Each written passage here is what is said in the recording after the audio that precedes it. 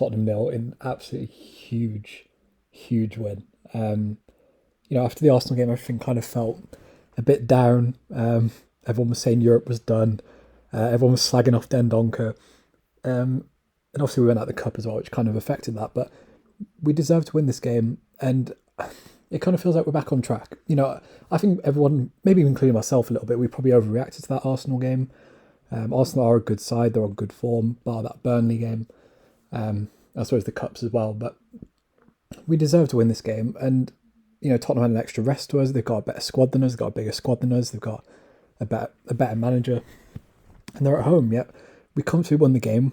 And I know they've got a game in hand, but we're finally not in eighth, which feels like kind of a nice thing. But look, when the lineup came out, I think everyone was a bit surprised. Obviously, Luke Cundle came in.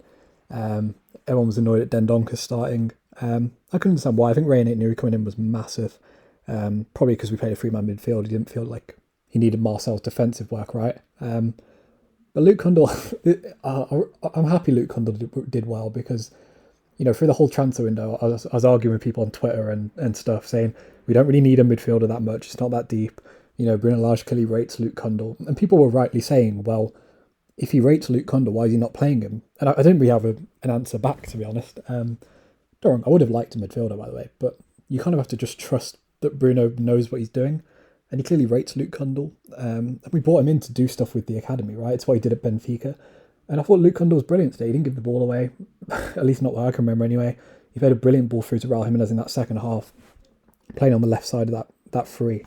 And I don't think he put a foot wrong. And look, I'm not saying Luke Cundle's going to be some England international or anything, but it's nice to have him as an option now. I feel like everyone would trust him. It kind of felt like when Totti Gomez came in to replace Roman Says, where I'm not saying he was incredible or anything, but he was perfectly solid, looked Premier League ready. And I think that's the system. And I think you have to give Bruno Lage credit for that.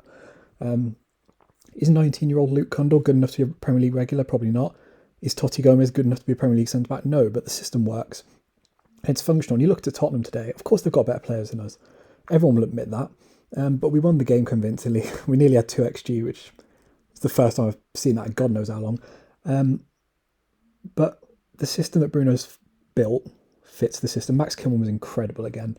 I think a lot of people would have watched that and thought, I'm not asked about Max Kilman getting England, but he deserves it now. I thought Ruben was great. Dendoncker, fair play to Dendoncker. I don't rate Dendoncker. I think he's rubbish. Well, not rubbish, but I think he's a squad player at best. You don't really want him starting these games. But I thought he was really good today. He didn't give the ball away. He actually played some interesting forward passes, went on some good runs, good instinct for the goal as well, because he didn't have to press that. He could have just left that, because it was one of those where you didn't think Tottenham were going to mess it up. So fair play to him for that. For me, Dendoncker's a fine squad player, but no more. But he got so much abuse. He got scapegoated for that Arsenal game, and it was a bit harsh, because it wasn't just Dendoncker that was bad that day. Raul Jimenez was good today, held the ball up, pressed well. Obviously scored his goal, really good finish as well. And I thought Daniel Pence was useful as well. No one had a bad game. Roman Says had a shaky first 10 minutes, but that was kind of it. And that first half was really solid. And it was so weird watching Matt Doherty. Like, I'm glad people finally are starting to appreciate Semedo now. But when you see Matt Doherty and Semedo, and even Nate Nuri going up against Matt Doherty, it's so clear how much we've upgraded. And look, I know people don't rate Fosun and what they're doing, even though we're 7th in the league.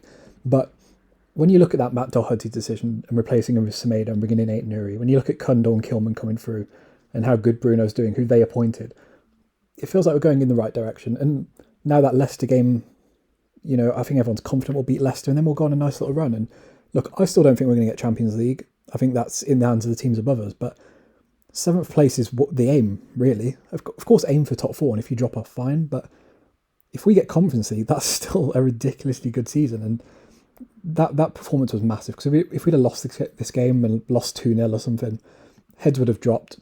But they didn't, and now we can go on a run. That's still only one loss in our last, 8 games? Obviously, if you take out those Man City and Liverpool ones, even longer. But it's a big win away from home against a traditional top 6 side. We haven't done that yet this season. And I think that was probably our best all-round performance this season. Johnny's back in the squad. Hwang came on, which is a big positive. Thought he did well when he came on. Even Trincao, I know people don't like Trincao, but he came on, he won a couple of fouls, beat a couple of men, held the ball up well. So did Fabio. There was no bad parts of that performance. I know Tottenham probably should have scored a goal, and we did sit back a bit, but when you've got the defensive record we've got and the system we've got, you have to trust it. I thought Kulusevski got in good. There was, I'd say halfway through the second half, Kundal and Dendoncker kind of stopped picking him up, but overall, it's a good performance. We deserved the win. And yeah, I think the mood of the fan base will be back now. I don't really have anything negative to say. Everyone was brilliant. And now it's time to go on a run. If you enjoyed the video, subscribe to the channel, like the video. Yeah, peace.